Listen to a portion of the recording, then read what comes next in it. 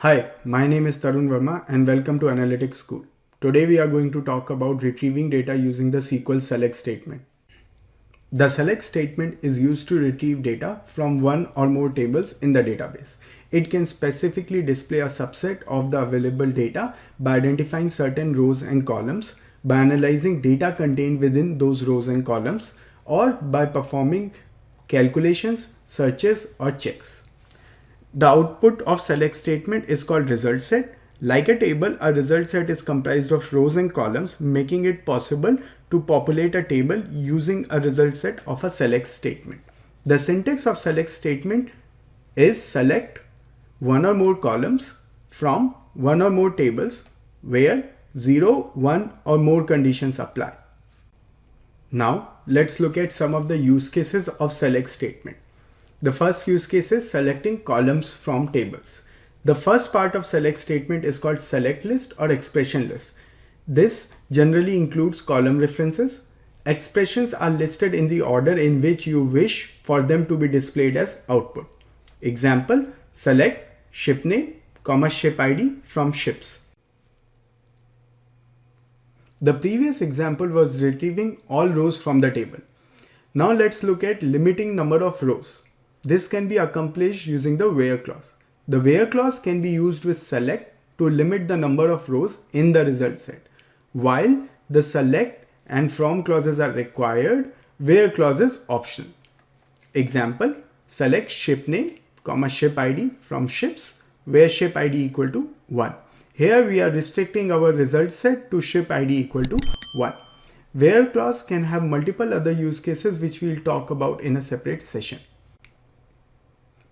Our result set may have duplicate set of values. Distinct keyword can be used with select to identify a unique set of values from a table. Example, select distinct last name, first name from employees. In this case, even if the employees table have multiple employees with same name, our result set will have a unique set of last name and first names. We can also transform data in the select statement using expressions.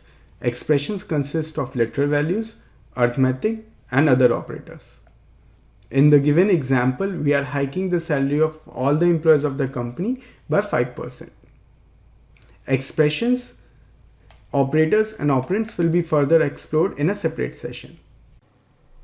Now let's explore a real-world table called orders.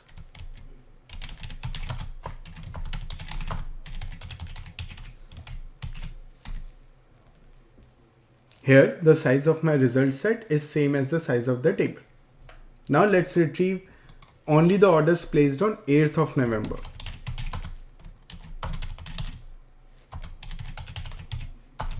We'll use where clause on order date.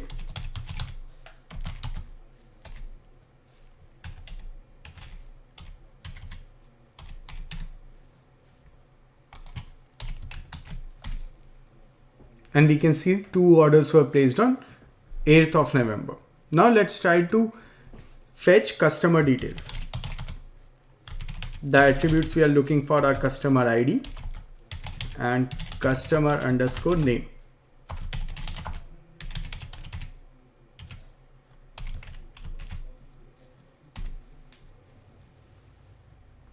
Here in our result set, we can see we are getting duplicate values for same combination of customer ID and customer name. So let's try to fetch unique values or unique combination. We can use distinct.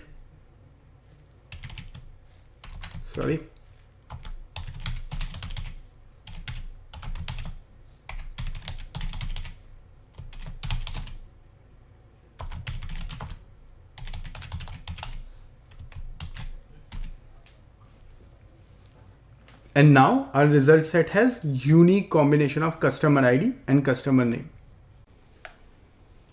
To summarize, select statement has three fundamental capabilities: projection, ability to choose subset of columns in a given table; selection, ability to choose subset of rows in a given table; and joining. Joining is the reason there's R in RDBMS. Joining is how we relate data from one table to another.